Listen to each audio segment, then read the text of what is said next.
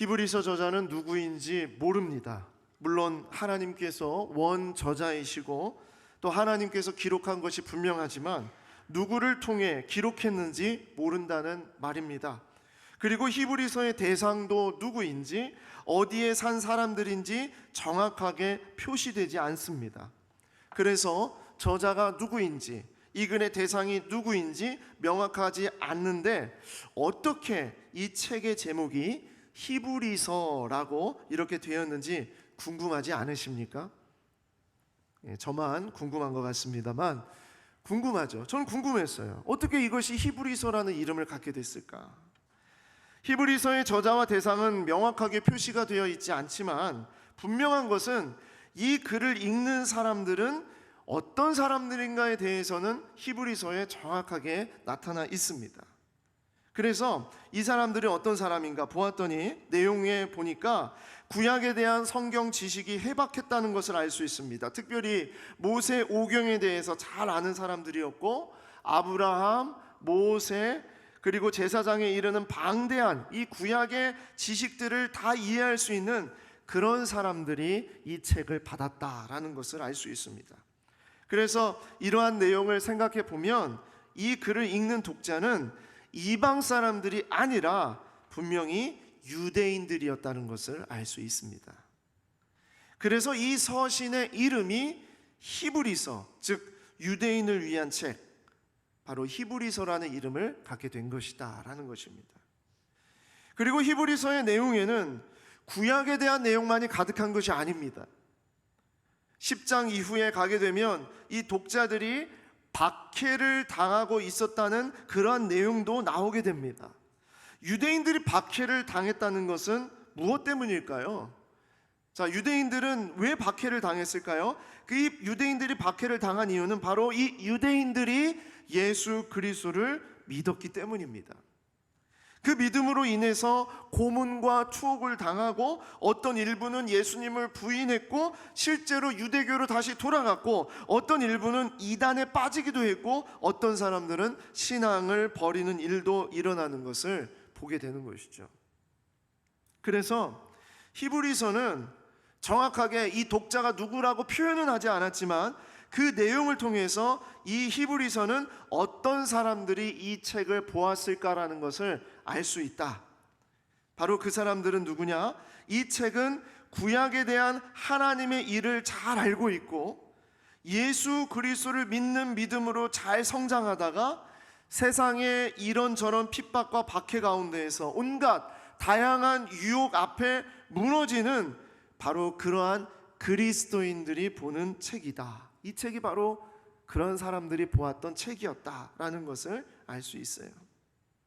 그래서 히브리서는 유대인 그리스도인을 향한 서신이었습니다. 유대인 그리스도인을 향한 서신. 그러면 히브리서가 유대인 그리스도인들에게 말하고자 했던 그 핵심 메시지는 무엇이었을까? 그것을 먼저 우리가 좀 보겠습니다. 자, 그것은 예수를 믿는 믿음의 사람에게 닥친 환난과 고난을 어떻게 보아야 하는지, 그리고 그 어떤 일이 있어도 예수를 믿는 믿음으로 이 모든 일을 감당할 수 있다라는 것을 확신시키기 위해서 히브리서가 쓰여졌다라는 것입니다. 이런 일이 우리만의 일이 아니라는 것에 저는 많은 위로가 됐습니다. 초대교회 공동체 가운데서도 이런 일이 일어났는가?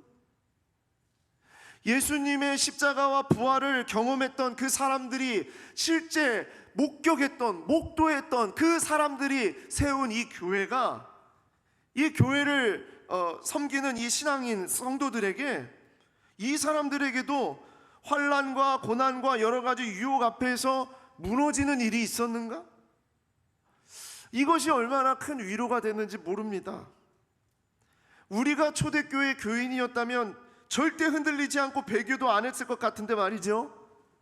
그런데 이 초대교회의 성도들은 그들도 그렇게 흔들렸고 그들도 그렇게 무너지고 그들도 그렇게 유혹에 휩싸여서 엉망진창이 될 때가 있었다라는 것을 얘기하고 있는 것입니다. 그래서 위로가 됐어요.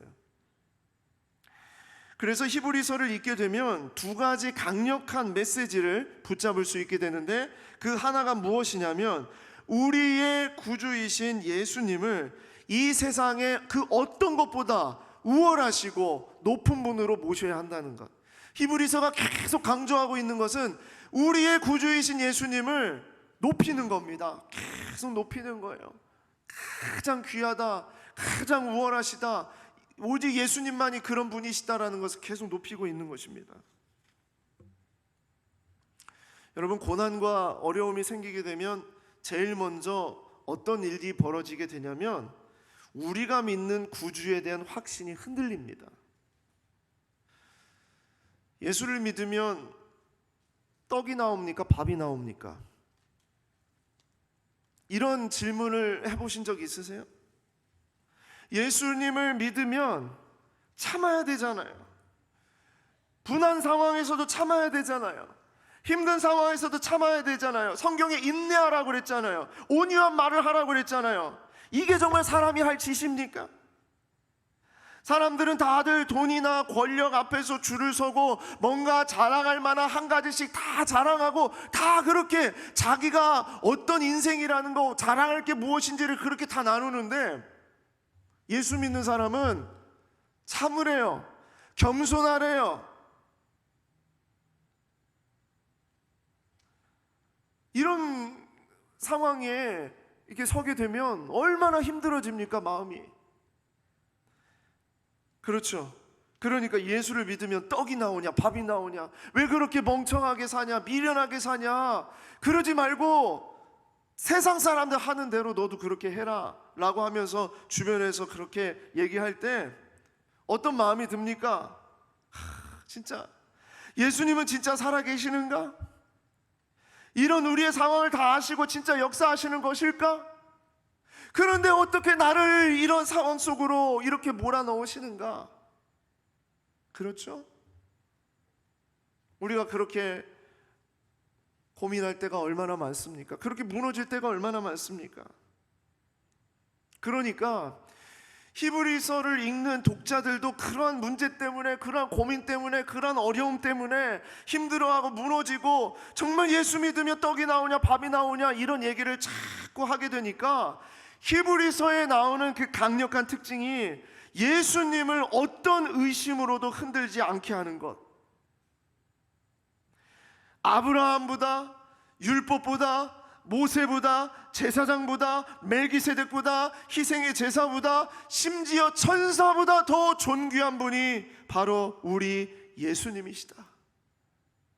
구약에 나타난 어떤 그 위대한 존재보다 비교되지 않는 분이 바로 예수님이시다.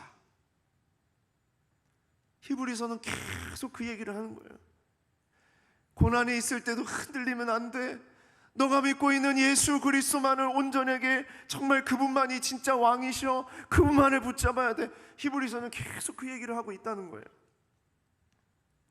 자, 여러분, 히브리서 1장 1절에서 3절 말씀을 한번 보시겠습니다.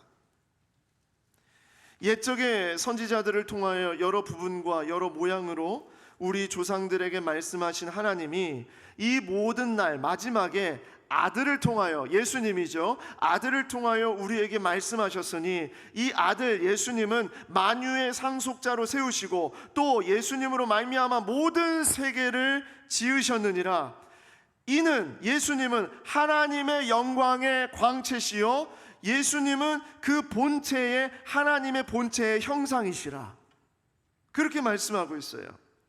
그의 능력의 말씀으로 만물을 붙드시며 죄를 정결하게 하는 일을 하시고 높은 곳에 계신 지극히 크신 이의 우편에 앉으셨느니라. 이게 예수님에 대한 얘기입니다.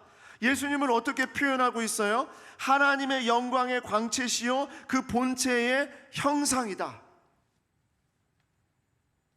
이 얘기는 이런 얘기예요. 영광의 광채라는 것이 하나님이 빛의 근원, 해라면, 태양이라면 예수님은 그 햇빛이다. 태양에서 비춰지는 빛이다. 그리고 하나님이 이렇게 찍는 도장이라면 예수님은 그 찍혀있는 인장이다. 그런 의미예요. 즉 예수님은 하나님이다, 그 얘기입니다. 예수님이 하나님이다. 우리 하나님께서 옛적에는 아브라함을 통해서, 모세를 통해서, 수많은 제사장을 통해서, 멜기세덱을 통해서, 심지어 천사들을 통해서까지 하나님은 말씀하셨지만, 이제는 하나님이 그들을 통해서 말씀하시는 것이 아니라 하나님의 본체이신 예수 그리스도를 통해서만 하나님이 말씀하신다. 예수 그리스도 붙잡으란 얘기입니다. 놓치지 말란 얘기예요. 그것이 히브리서에 나오는 강력한 메시지예요. 그리고 또 다른 한 가지 강력한 메시지는 무엇이냐? 그렇기 때문에 우리가 믿는 예수 그리스도에게 우리의 그 어떤 문제와 고난도 다 맡기고 오직 예수님께 충성하게 하는 것입니다. 이것만이 살 길이다. 모두 다 예수님에게 맡길 수 있다. 예수님이 그 모든 것을 다 붙잡아 주시고 감당해 주실 거다. 그러니까 흔들지 말고 다 맡겨라. 흔들리지 말고 맡겨라 라는 얘기예요. 지금 히브리서를 읽고 있는 그 독자들, 유대인 그리스도인들이 걸어가고 있는 지금 그 길이 맞다는 얘기입니다. 그 어떤 일이 있어도 예수님을 저버리지 말고 신실한 믿음으로 살아내라고 하는 것, 그것이에요. 그런데 그것이, 이 메시지가 바로 이 시대를 살아가고 있는 우리가 붙잡아야 할 메시지인 줄 믿습니다. 목사님, 근데 우리는 그런 핍박이나 박해가 없잖아요. 히브리서를 읽는 독자들과 같이 그런 외부적인 고난이 없잖아요. 우리는 좀 상황이 다르지 않습니까? 라고 질문을 던진다면, 그렇죠, 맞아요. 그때의 상황과 지금의 상황은 달라요. 보이는 상황은 달라요. 하지만 조금만 각도를 돌려서 한번 우리가 생각해 보겠습니다. 여러분, 상황이 다르고 보이는 것이 다른데, 우리는 그런데 왜 그렇게 외부적인 핍박이 없음에도 불구하고 왜 그렇게 우리는 쉽게 낙심하고 분노하고 짜증하고 무너집니까? 금방이라도 예수를 부인할 것처럼 말을 하고요, 실제로 이런 일 저런 일 앞에서 그리스도인답지 않은 모습으로 우리가 그렇게 말할 때가 얼마나 많습니까? 그러한 마음이 무너지고 그럴 때가 얼마나 많습니까? 차라리 히브리서 시대는 그런 외적인 어려움이 존재했으니까 이해가 되더라도요, 우리는 왜 그렇죠? 이렇게 좋은 시대에 사는 우리가 왜 그렇게 엉망진창으로 우리는 살아가게 되는 겁니까? 이 얘기는 뭐냐? 히브리서의 독자들과 우리 이 시대를 살아가고 있는 우리들과 전혀 다를 바가 없다는 얘기예요. 아니, 오히려 더하면 더했지 덜하지 않습니다. 외부에서 오는 핍박이나 또 예수를 믿으면 막 우리를 죽이겠다고 한다거나 그런 일은 우리는 없어요. 그런데 우리는 내부적으로, 관계적으로, 또 내 주변에서 이런 일들 저런 일들을 겪게 되면 우리는 정말 너무나 괴롭고, 우리는 그것 때문에 무너지고 그것 때문에 아파하고, 그러면서 우리의 믿음을 뒤흔들어 놓는 일들이 우리 가운데 얼마나 많이 있냐고요. 그러니까 겉으로 보이는 것은 다르지만 실상 우리의 속은 히브리서를 읽는 독자들의 속과 똑같다는 얘기입니다. 그래서 우리가 히브리서를 보면서 이것은 나에게 주시는 말씀이야, 그렇게 붙잡을 수 있는 겁니다. 그러면 어떻게 해야 할까요? 어떻게 해야 할까? 뭘 어떻게 합니까? 히브리서가 그 당시 유대인 그리스도인들에게 전하는 이 메시지에 우리가 정신을 똑바로 차리고 집중해서 이 메시지를 내 걸로 만들어야죠. 내 걸로 받아야죠. 이 말씀이 사라진 그들의 이야기가 아니라 지금 살아있는 우리의 이야기라고, 우리가 들어야 될 이야기라고, 우리가 붙잡아야 될 것이라고 우리가 그렇게 고백해야죠. 그게 뭡니까? 오늘 말씀해 보니까 예수를 깊이 생각하라 라는 거예요. 같이 읽겠습니다. 시작. 예수를 깊이 생각하라. 제가 요즘에 생각을 해보니까 대부분 우리에게 일어나는 문제가요, 그 문제의 대부분은요, 사람을 너무 깊이 생각해요. 사람의 말에 대해서 너무나 깊이 생각하고 그 인간에 대해서 너무나 생각하고 그 일을 일으킨 어떤 그 일 때문에 너무나 생각하고 그것 때문에 계속 생각해요. 그러니까 사람을 바라보고 사람을 의지하다 보니까 자꾸 상처가 나고 힘들고 어렵고 짜증이 나고요, 분노가 일어납니다. 물론 사람을 존귀하게 바라보라고 말씀하셨어요. 예, 존귀하게 보는 것은 당연한 거예요. 마땅한 거예요. 하지만 사람을 의지하고 사람만 생각하고 그 말만 생각하고 그것에 계속 집중하게 되는 것은요, 그러면 문제는 점점 커지게 되는 겁니다. 저에게도 그런 모습이 왜 없겠습니까? 있어요. 저에게도 그런 모습이 있어요. 저에게 잘해주는 사람 당연히 의지하게 되죠. 의지하게 됩니다. 고마워하면서 그러면서 의지하게 되고 믿게 되고 막 이렇게 되죠. 그런데 나에게 잘해주는 사람에게 자꾸 의지하다 보니까 조금이라도 서운하거나 조금이라도 아픈 말을 듣거나 조금이라도 힘든 일이 생기면 이만저만 섭섭한 게 아니에요. 이만저만 섭섭한 게 아니에요.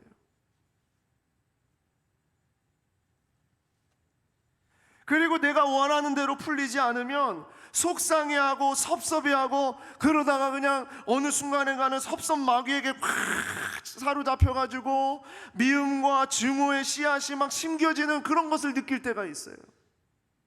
왜 그래요? 사람을 너무 깊이 생각해요. 지금 정말 해야 될 것은 사람을 깊이 생각하는 것이 아니라 예수를 깊이 생각해야 되는데, 예수를 깊이 생각해야 되는데 그걸 놓치고 있기 때문인 거예요. 그래서 제가 이런 문장을 설교를 준비하면서 만들어 봤어요. 자, 우리 같이 한번 읽어볼까요? 자, 한번 같이 읽겠습니다. 시작. 사람을 깊이 생각하면 문제가 점점 커지고 예수를 깊이 생각하면 문제가 점점 작아진다. 이것입니다. 그래서 모든 문제의 해결은 뭐라고요? 예수를 깊이 생각하라. 예수를 깊이 생각하라. 그러면 예수를 깊이 생각하는 것은 무엇을 말하는 것일까요? 오늘 본문을 통해서 예수를 깊이 생각하는 것이 무엇인지를 여러분과 함께 나눠보겠습니다. 그래야 우리가 정말 예수를 깊이 생각할 수 있지 않겠습니까? 첫 번째는 무엇이냐? 예수를 깊이 생각하라입니다. 뭔 소리야? 예수를 깊이 생각하는 것은 뭐라고요? 예수를 깊이 생각하라. 자, 히브리서 3장 1절 말씀을 같이 한번 읽어보겠습니다. 시작. 함께 하늘의 부르심을 받은 거룩한 형제들아, 우리가 믿는 도리의 사도이시며 대제사장이신 예수를 깊이 생각하라. 아멘. 예수를 깊이 생각하는 것은요, 어떻게 하는 거냐면 예수를 깊이 생각하는 거예요. 제가 그래서 원래 처음에 원고에는 예수를 깊하고 그 다음에 줄을 쭉 긋고 이 생각하라 이렇게 적어놨었어요. 예수를 깊이 생각하는 것, 그것만이 살 길이에요. 여기 깊이 생각하는 이 단어는 헬라어로 카타노에오라는 단어를 쓰는데, 이 단어는요, 어떤 목적에 전심으로 돌리거나 몰두하는 것을 말할 때, 전심으로 몰두할 때 이 단어를 사용합니다. 주목해서 자꾸 바라보는 겁니다. 연구하는 겁니다. 시험하는 겁니다. 파악하는 겁니다. 그때 쓰는 단어가 깊이 생각하는 거예요. 예수를 깊이 생각하는 것. 요즘에 잠이 안 올 정도로 몰두해 보신 적 있으세요? 어떤 일 때문에? 있으시죠? 만약에 이러면 있을 거예요. 다이아 반지가 사라졌어. 다이아 반지가 사라졌어. 어떻게 하실 거예요? 잠이 와요? 안 와요? 안 오죠. 어디 갔을까? 누가 가져갔을까? 어디에다 놓쳤을까? 내가 왜 그랬을까? 밤새도록 계속 꼬리에 꼬리를 무는 생각을 계속하게 되면서 도대체 이 다이아 반지를 어디에 놓았을까? 잠이 안 오는 거예요. 비상금이 사라졌어요. 숨겨놓은 비상금. 큰일 났어요. 비상금 어디 갔을까? 어디 갔을까? 그 돈이 어디 갔을까? 내가 거기에 숨겨놨는데 분명히 거기다 집어넣었는데 우리 아내가 본 것은 아닐까? 가져간 것은 아닐까? 고민하면서 밤새도가 그 비상금 어디 갔을까? 어디 갔을까? 그게 뭐예요? 깊이 생각하는 거예요. 깊이 생각하는. 최근에 그렇게 잠을 못 이루었던, 깊이 생각한 어떤 일이 있으십니까? 이번에 비가 많이 내렸어요. 그래서 이 장마로 인해서 우리 성도들 가정에 집에서 물이 새가지고 어려움을 겪었다는 이야기를 제가 들었습니다. 그래서 정말 잘 누수가 해결이 되고 정말 잘 되기를 소망하면서 기도를 해드린 적이 있어요. 제가 살고 있는 집도 오래된, 이 집 전체가 건물이 다 오래된 그런 집이라 보니까 여러 집에 누수가 발생이 됐습니다. 여러 집들이 비가 새고 물이 새는 겁니다. 그래가지고요, 요즘에 우리 그 집 건물에 살고 있는 주민들이 아주 예민해요. 사람들이 아주 예민해요. 까칠해졌어요. 왜냐하면 잠을 못 자는 겁니다. 물이 새면 잠이 와요, 안 와요? 안 오죠. 잠을 못 자는 게 까칠합니다. 그래서 아침만 되면 주민들이 나와서 반상회를 해요. 마당에서. 반상회를 했어요. 지난밤 어땠어? 지난밤 괜찮았어? 잘 주무셨어? 물은 어떻게 했어? 막 그런 얘기를 하시는 거예요. 제가 나오면 반상회를 이렇게 하시다가 제가 나오면 목사님 집은 어떠세요? 괜찮으세요? 막 이렇게 하면서 이제 얘기를 합니다. 제가 목사인 거를 동네 주민들이 다 압니다. 왜냐하면 이 집 주변에, 우리 집 주변에 사시는 분들이 재밌는 게요, 이분들이 자기 집에 누가 공사를 하러 온다든지 아니면 무슨 택배 기사가 온다든지 그러면 제가 지나가면 저를 꼭 소개하고 인사를 해요. 이분이 목사님입니다. 아니, 저를 왜 꼭 그렇게 소개합니까? 그냥 좀 지나가게 놔두시면 좋겠는데 이분이 목사님입니다. 그러면 아니, 지나가는 공사하시는 분들이 와가지고 아유, 목사님 안녕하세요. 목사님 안녕하세요. 목사님이 참 젊으시네요 하면서 그런 이야기들을 이렇게 해주세요. 그러니까 나쁜 말 못합니다. 동네에서. 이상한 행동할 수 없습니다. 그런데 예민해져 있는 거예요. 그걸 몰두하는 거예요. 사람들이 모이기만 하면 물이 어디로 새는지를 계속 나누는 거예요. 얼마나 정말 그것 때문에 스트레스가 많겠습니까? 근데 아니나 다를까 저희 집 화장실 위에서도 물이 한 방울씩 똑똑똑 이 정도로 떨어져요. 똑똑똑똑도 아니고 똑똑 이렇게 떨어져요. 그래가지고 어느 날 밤에는 이렇게 누워 있는데요, 어디에서 새는 거지? 윗집일까?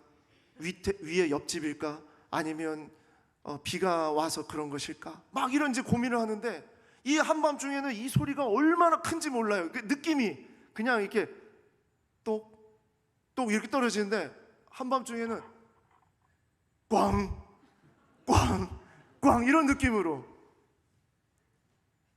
물론 지금 공사가 여러 가지 상황 속에서 주민들이 같이 마음을 모아가지고 지금 잘 이렇게 또 공사를 하면서 지금 진행이 되고 있습니다. 그런데 제가 그렇게 하면서 잠을 못 자는 거죠. 왜 그렇지? 왜 이렇게 이 문제가 어디에서 벌어졌을까? 어디에 문제가 있을까? 이런 것 때문에 밤새 고민을 하는 겁니다. 그런데 제가 이 말씀을 이렇게 준비하면서 어떤 일이 벌어지게 되냐면, 아유, 나는 예수님을 위해서 그렇게 한번 밤새 고민해 본 적 있는가? 정말 주님의 말씀이, 주님께서 정말 이런 말씀을 나에게 주셨고 내가 지금 믿음이 흔들리고 연약하고 어려운 이런 상황 속에서 내가 정말 붙잡아야 될 그 말씀, 그 하나님의 말씀, 그 예수님의 말씀을 그렇게 붙잡으면서 내가 밤이 새도록 깊이 생각한 적이 있는가? 전심으로 내가 그렇게 몰두한 적이 있는가? 그 소리에 그렇게 내가 집중하면서 주의 깊게 그것을 계속 들어본 적이 있는가? 얼마나 창피하고 얼마나 부끄러운지. 그러한 마음을 이제 갖게 되었어요. 그렇게 하면서 예수님을 이렇게 몰두하면서 바라보는 이 마음, 생각하는 거, 그것이 히브리서 기자가 당시에 유대인 그리스도인들 핍박받고 어렵고 유혹당하고 마음이 막 뒤집어지고 아파하고 힘들었던 그 심령들에게 해주는 말이, 그렇게 예수님을 깊이 생각하는 것, 이것만이 살 길이다 라는 것을 얘기하고 있었던 겁니다. 요즘에요, 우리가 얼마나 정말 신속한 세대입니까? 그렇죠? 짧은 명언, 패스트푸드, 또 신속한 해결책이 넘치는 이런 시대에 살아가면서 시간을 내어서 깊이 생각하는 사람이 우리 가운데 얼마나 있습니까? 그냥 주님의 그 말씀 하나 가지고 밤을 새워보신 적 있습니까? 아니면 하루 종일, 아니면 며칠 동안 정말 그 말씀 가지고 붙잡고서 그렇게 오랜 시간 그렇게 우리가 끌어안고 고민하고 묻고 또 묻고 그러한 4세기 시간을 가져본 적이 있냔 말이에요. 그것이 우리에게 꼭 필요한 것이다라는 겁니다. 예수를 깊이 생각하라는 것은 여기에서는 오랜 시간 정말 끊임없이 몰두하면서 그렇게 고민하고 묻고 생각하는 그런 사색을 꼭 해야 된다. 그것이 이 시대를 살아가는 그리스도인들이 살아가는 길이다 라는 것입니다.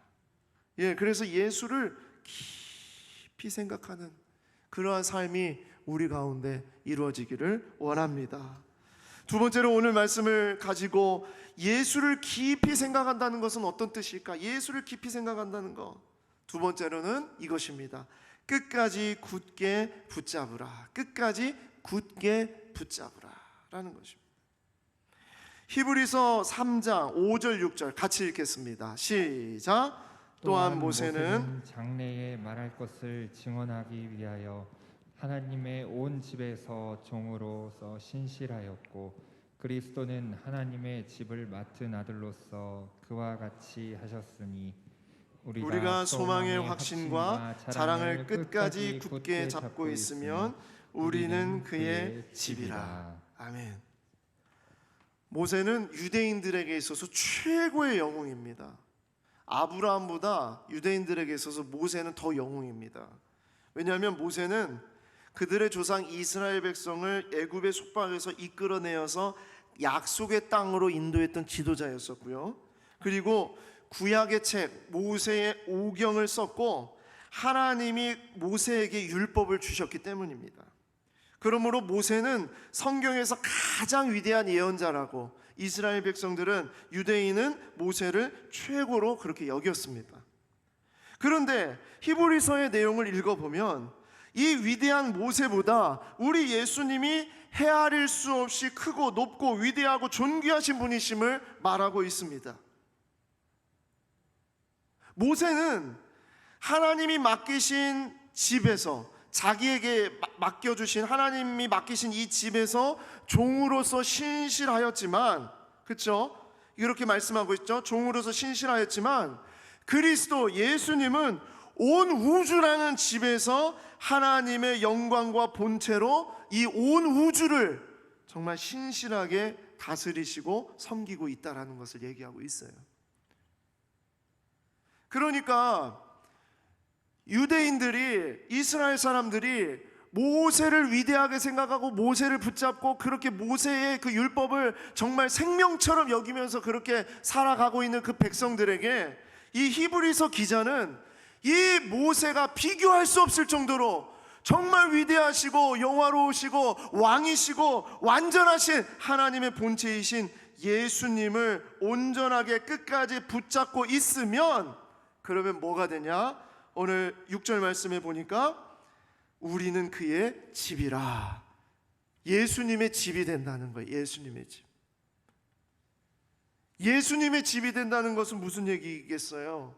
예수님이 끝까지 책임지시고 끝까지 충성되게 신실하게 이 집을 지키신다는 거예요. 끝까지 굳게 잡고 있으면. 14절에 보니까 이런 또 표현이 있네요. 히브리서 3장 14절에 우리가 시작할 때에 확신한 것을 끝까지 견고히 잡고 있으면, 굳게 잡고 있으면, 견고히 잡고 있으면 다 같은 헬라어 단어를 사용합니다. 같은 말이에요. 자, 그러면 이 굳게 견고히 붙잡는 건 뭘 의미할까요? 자, 이건 어떤 의미일까요? 저는 바로 이것이 바로 절대적인 간절함이다라는 것을 말씀드리고 싶습니다. 절대적인 간절함. 창세기 32장 26절에 보면 야곱이 야복 나루에서 천사와 씨름할 때에 이렇게 하죠. 자, 26절을 보십시오. 그가 이르되 날이 세려하니 나로 가게 하라. 야곱이 이르되 당신이 내게 축복하지 아니하면 가게 하지 아니하겠나이다. 그 사람이 그에게 이르되 내 이름이 무엇이냐? 그가 이르되 야곱이니이다. 그가 이르되 내 이름을 다시는 야곱이라 부를 것이 아니요 이스라엘이라 부를 것이니 이는 내가 하나님과 및 사람들과 겨루어 이겼음이니라. 아멘. 자, 이 절대적인 간절함이 바로 이 야곱의 간절함이에요. 당신이 내게 축복하지 아니하면 가게 하지 아니하겠나이다. 나의 환도뼈를 친다 하더라도 나는 절대로 이거 놓지 않겠다라는 거예요. 오늘 나를 축복하지 아니하면, 나에게 그 은혜를 베풀지 아니하면, 그 사랑을 나타내지 아니하면 나는 절대로 당신을 이 붙잡은 것을 절대 놓지 않겠다는 거예요. 이게 절대적인 간절함입니다. 그래서 야곱의 이름을 뭐라고 바꿔요? 이스라엘이라 부를 것이라. 이는 내가 하나님과 및 사람들과 겨루어 이겼습니다. 겨루어 이겼습니다. 이게 간절함입니다. 얼마나 간절했으면 겨루는 거예요. 천사와 겨루는 거예요. 즉 하나님과 겨루는 거예요. 하나님을 붙잡고 절대로 내가 이거 놓지 않겠다라고 그렇게 매달리는 것, 나를 축복하지 않으면 나는 절대로 놓지 않겠다라는 것, 이것이 바로 절대적인 간절함입니다. 이런 여인이 신약에도 있었어요. 마태복음 9장 20절에 보니까 12해 동안 혈루증으로 앓는 여자가 예수의 뒤로 와서 그 겉옷가를 만지니 이는 제 마음에 그 겉옷만 만져도 구원을 받겠다 함이라. 이것이 이 여인의 절대적인 간절함입니다. 아니, 그냥 옷 만지는 게 뭐가 간절함입니까? 라고 물으실 수 있어요. 혈루증 앓는 여자는 사람들 곁에 올 수가 없었습니다. 무시당하고 멸시당하고 그 당시에 차별당했던 사람이 바로 이 혈루병 걸린 여인이었어요. 그런데 지금 예수님 옆에 사람들이 얼마나 많은지 몰라요. 너무나 많은 군중들이 모여 있어요. 그러니까 이 여인은 마음에 다짐을 합니다. 예수님 지나갈 때 그 겉옷만이라도 만지면 내가 구원을 받겠다. 이 간절한 마음이 이 여인에게 있었다는 거예요. 그래서 이 여인이 예수님의 겉옷을 만질 때 예수님의 능력이 나가는 것을 예수님이 깨달으셨잖아요. 아셨잖아요. 누가 내 옷을 만졌니? 제자들이 주변에서 아유 주님, 지금 사람들이 셀 수 없을 정도로 이렇게 많은데 다 예수님 옷 만졌는데요. 예수님은 아세요. 수많은 무리와 수많은 군중들 속에서 진정으로 예수님의 옷만이라도 만지면 나는 구원을 받겠다라는 그 한심령의 마음을 아신다고요. 이게 절대적인 간절함입니다. 이것이 필요하다는 겁니다. 예수를 깊이 생각하는 건요, 이 간절함이 우리 가운데서 사라지지 않도록 하는 것. 상대적인 간절함이 아닙니다. 절대적인 간절함. 어떤 것으로도 바꿀 수 없는 이 절대적인 간절함이 우리 안에 일어나기를 소망합니다. 그리고 마지막 세 번째로 오늘 말씀을 통해서 예수를 깊이 생각하는 것은 무엇이냐? 세 번째, 매일 피차 권면하라 라는 것입니다. 매일 피차 권면하라. 히브리서 3장 12절 13절 말씀 같이 읽겠습니다. 시작. 형제들아, 너희는 삼가 혹 너희 중에 누가 믿지 아니하는 악한 마음을 품고 살아계신 하나님에게서 떨어질까 조심할 것이요, 오직 오늘이라 일컫는 동안에 매일 피차 권면하여 너희 중에 누구든지 죄의 유혹으로 완고하게 되지 않도록 하라. 아멘. 히브리서의 독자인 이 유대인 그리스도인들은 교회를 이뤘습니다. 성도들이었습니다. 모두 한 몸으로 연결되어 있었던 교회였고요, 누가 아프면 같이 아프고 누가 기쁘면 같이 기쁜 그런 유기체적인 공동체였습니다. 하나님은 우리를 구원하실 때 각자의 고백으로 구원합니다. 그렇죠? 하나님 앞에서 우리가 구원을 받을 때 우리 어머니가 잘 믿어서, 아버지가 잘 믿어서 그래서 내가 저절로 믿어지는 게 아니거든요. 내 고백이 있어야 되거든요. 구원은 나의 고백으로 분명하게 그렇게 이루어집니다. 그래서 우리 하나님은 우리 각자의 고백으로 구원의 길에 오르게 하세요. 그런데 그 다음에 주께서 우리를 부르시는 날까지는 교회를 이루어서 믿음을 서로 지켜낼 수 있도록 하십니다. 이것이 하나님의 성화예요. 우리를 거룩해 하게 하시는 일이에요. 그래서 모두를, 이런 고백을 하는 이 성도들은 모두를 내 몸처럼 바라볼 수 있는 신앙생활을 이루도록 그렇게 하세요. 여러분, 만약에 나의 이 새끼손가락에 상처가 나고 파상풍이 생기고 썩어져 가고 있는데도 괜찮아, 그렇게 내버려 둔다면 그 사람은요, 살기를 포기한 사람이든지 아니면 그 손가락이 붙어 있는 사람이 아닌 거죠. 의수를 사용하고 있는 사람일 것입니다. 연결된 몸은 결코 그렇게 말할 수 없어요. 그렇게 할 수가 없어요. 우리가 매일 아침마다 내 몸의 상태를 점검하고 컨디션을 파악하듯이 매일 피차 권면하라 라고 얘기하는 겁니다. 매일 피차 권면하라. 이 매일 피차 권면하다는 말이 어떤 의미인가? 다른 성경에 좀 더 쉽게 이해할 수 있도록 이렇게 번역이 됐어요. 어떤 의미냐면 날마다 서로 격려하라, 날마다 서로 격려하라, 서로 일깨워줘라, 이런 얘기예요. 이것은 서로 격려하고 응원하고 사랑의 언어로 붙잡아 주라는 얘기입니다. 지금 우리의 여정은 참으로 귀한 것이고 특별한 것이고 반드시 이길 끝에 하나님의 위로와 평강이 있는 길이야. 그러니까 힘내자, 용기 내자. 내가 옆에 함께 있을게. 내가 기도하고 있을게. 나에게 기대. 내가 기다리고 있을게. 늘 이렇게 얘기하면서 지쳐있고 아파하고 힘들어하는 그 영혼에게 계속 용기를 주는 거예요. 격려하는 거예요. 응원해 주는 거예요. 서로 일깨워 주는 거예요.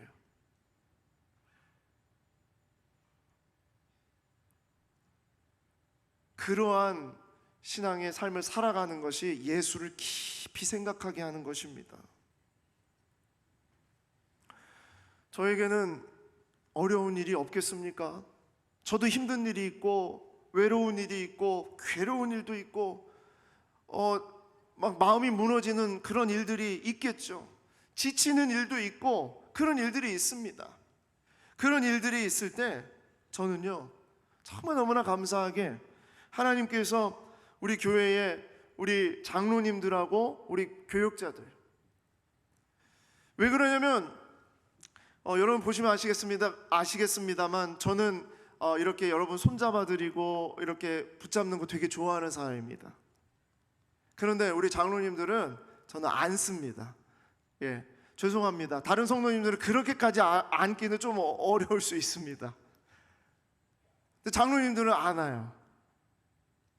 같이 이 교회를 이제 섬기고 이렇게 리드해가는 그런 또 영적인 동역자들이기 때문에 같이 안고 하는데, 제가 지치고 힘들고 어려운 그럴 때에 가끔씩 우리 장로님들이 오셔가지고 안아주면서 목사님 힘내세요, 기도하고 있습니다.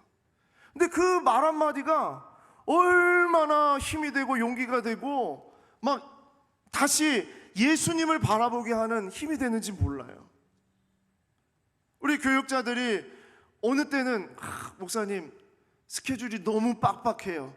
목사님 이건 저희한테 맡겨주세요. 우리가 이거 같이 이렇게 할게요. 이렇게 얘기할 때가 있어요.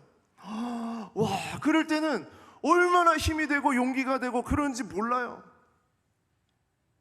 여러분, 매일 피차 권면하는 것은요, 그렇게 하면서 예수님을 바라보게 만드는 힘이 되는 것입니다. 다시 일어날 수 있는 용기가 되는 것이에요. 그래서 그렇게 매일 피차 권면할 수 있는 여러분 옆에 누군가가 있다면 정말 그것은 얼마나 감사하고 행복한 일인지 몰라요. 그리고 그런 사람이 만약에 없다면 여러분부터 시작하는 겁니다. 나부터 시작하는 겁니다. 내 옆에 있는 사람에게 예수님을 바라볼 수 있도록, 격려할 수 있도록, 응원할 수 있도록 그렇게 얘기해 주는 거예요. 우리의 인생이 비판하고 판단하고 짜증내고 불평하고 그런 것으로 살기에는 너무 짧습니다. 감사하고 축복하고 사랑하고 안아주고 붙잡아주고 이런 것만 해도 우리 인생이 짧은데, 그런 우리의 이 짧은 인생 속에 판단과 비판과 공격과 그런 것들로 우리가 너무나 가득하게 그렇게 살아가고 있다면 얼마나 슬픈 일입니까? 그래서 성경은 매일 피차 권면하여, 매일마다 여러분의 입술을 통해서, 여러분의 손을 통해서, 여러분의 가슴을 통해서 서로 격려하고 일깨워주고 붙잡아주는 것, 그것이 예수를 깊이 생각하게 하는 것이다. 그것입니다. 말씀을 맺겠습니다. 우리는 히브리서 독자들처럼 영혼을 향한 신앙의 여정을 걸어가고 있습니다. 우리는 히브리서 독자들과 다를 바가 없습니다. 그런데 그들과 똑같은 공통적인 게 뭐냐? 영혼을 향한 신앙의 여정을 걸어가고 있다는 것이에요. 근데 걸어가고 있는데 오늘 성경에 보니까 그 여정이 어떤 여정 같으냐면 광야를 걸어가는 이스라엘 백성과 같은 여정인 거예요. 그 길에 얼마나 두려움이 많았겠습니까? 얼마나 외로움이 있었겠습니까? 염려와 근심이 얼마나 많이 몰려왔겠습니까? 아무런 군대도 없고 방어해 줄 수 있는 그런 무기도 없는 그런 황폐한 그 한 땅, 그 한복판에 서 있는 이 이스라엘 백성들의 그 심정 얼마나 어려웠겠어요. 그러니까 이스라엘 백성들이 거기서 어떻게 하냐면 마음이 자꾸 완고해지는 거예요. 자꾸 하나님으로부터 등을 돌리는 거예요. 힘든 얘기를 하는 거예요. 원망하는 거예요. 불평하는 거예요. 똑같습니다. 그런 인생을 살아가는, 그런 여정을 살아가고 있는 그런 우리의 이 길에 우리 주께서 우리에게 뭐라고 말씀하시냐? 예수를 깊이 생각하는 것 밖에는 방법이 없다라는 거예요. 방법이 없다. 이 여정 가운데 일어나는 모든 문제의 해결은 오직 예수 그리스도 그분만을 깊이 생각하는 것밖에 없다. 죄송합니다. 저도 다른 방법 못 드려요. 다른 방법 나눌 수 없어요. 없습니다. 예수를 깊이 생각하는 것밖에 없습니다. 영혼을 향한 이 여정 속에 수많은 어려움과 수많은 문제와 수많은 고통스러운 내 속을 뒤집어 놓는 그런 일들이 있다 하더라도 그 이 길을 해결할 수 있는 방법은 예수를 깊이 생각하는 것밖에 없다. 그것을 오늘 여러분과 함께 나누면서 이번 7월 한 달 동안 우리는 히브리서 말씀을 묵상하면서 히브리서 말씀과 함께 동행하면서 우리는 늘 이 고백을 하기를 원합니다. 우리의 이 영혼을 향한 이 여정은 예수를 깊이 생각하는 것, 이것밖에 없다라는 이 최종적인 고백이 여러분과 저의 고백이 되기를 원합니다.